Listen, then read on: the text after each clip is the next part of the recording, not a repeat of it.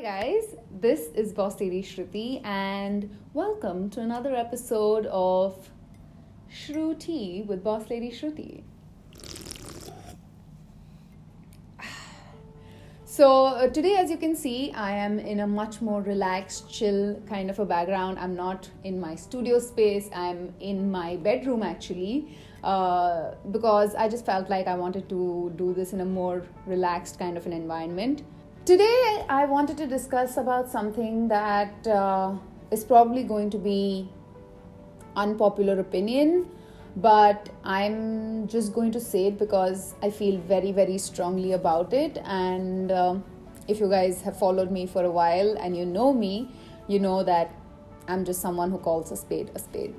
So I'm sure, so the person that I want to actually discuss about in this video is someone who's very, very popular on social media and, has a ton of following, Mr. Grant Cardone. I didn't want money because of money.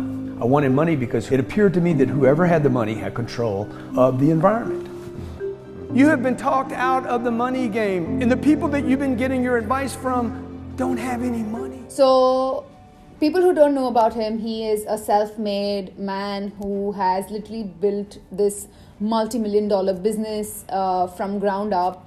His life story is truly inspirational, and the brand that he has, the 10x, and this whole brand that he's created for Grant Cardone as himself is pretty remarkable. And as someone who studied marketing and has worked as a marketing professional, I can tell you that there is definitely a lot of insight in what he says and does.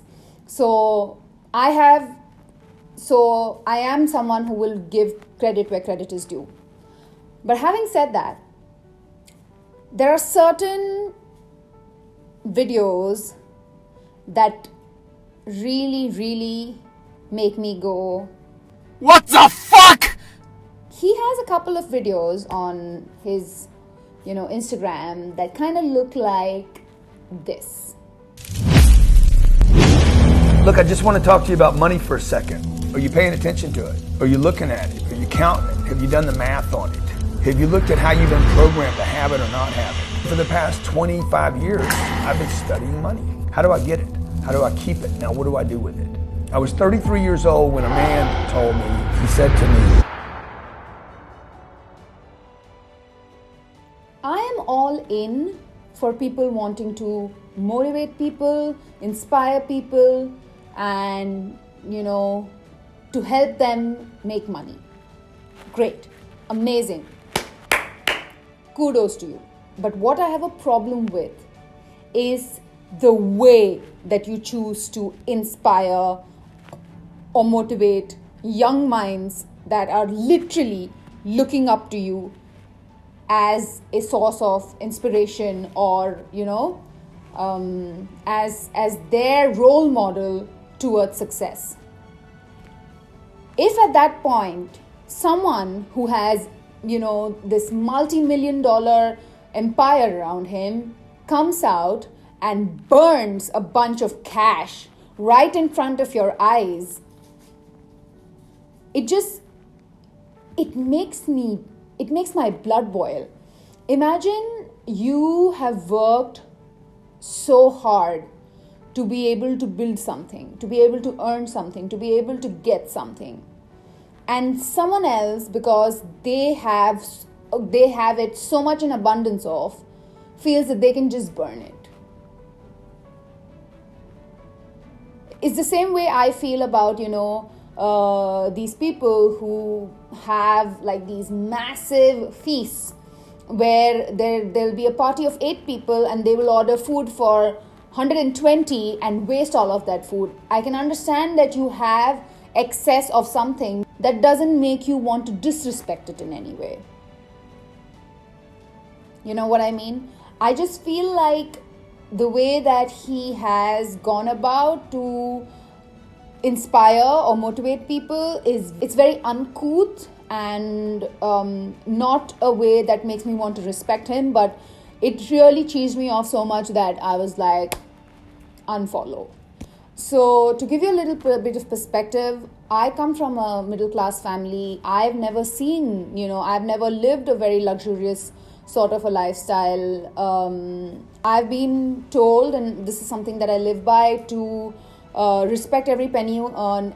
I'm sure there are financial gurus out there who will tell you that you can only make so much money if you save money, but the only way that you can actually make money is if you make your money work for you rather than you working for your money.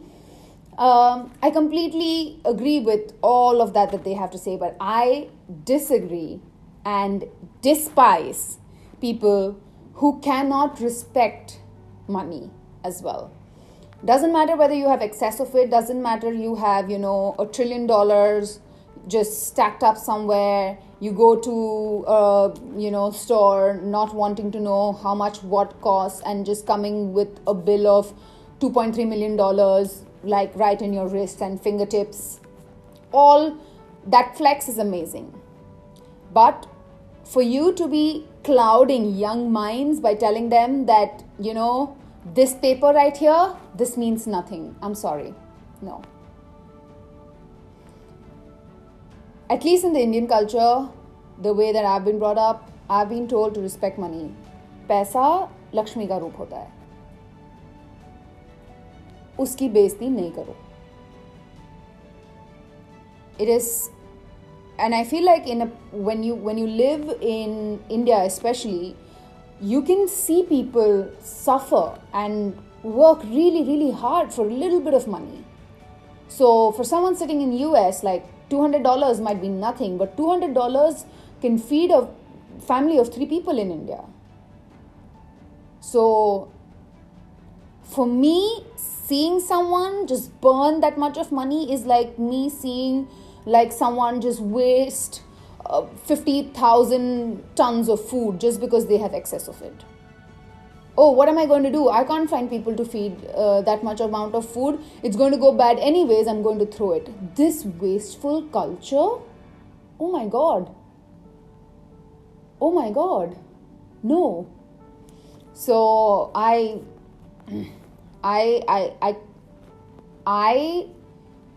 cannot stand for it, and I am not okay with it. And if you had asked a 16-year-old me at that time, Shruti, would you be happy if you had like X amount of money in your bank account? I would be like, wow, so much money. And today I can tell you that having money in your bank account does not make you happy. Having X number of zeros in your bank statement, it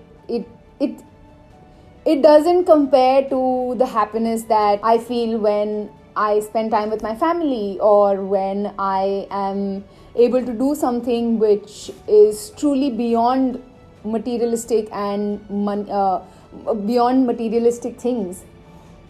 To me, happiness is when you guys appreciate my work, when you guys tell me that you like my video and stuff like that.